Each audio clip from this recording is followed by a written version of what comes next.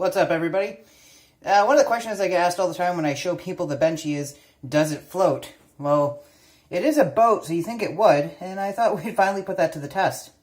So here we have a black Benchy printed in some generic black PLA at regular size, and we have an orange Benchy printed in the Icy 3D orange PLA that's at 250% size.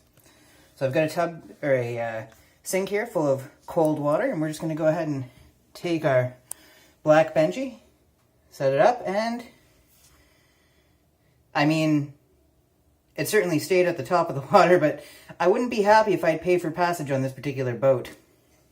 So at regular size, you can say 100% that's a fail, but how about at 250% size? Does the extra weight give it some more stability in the water?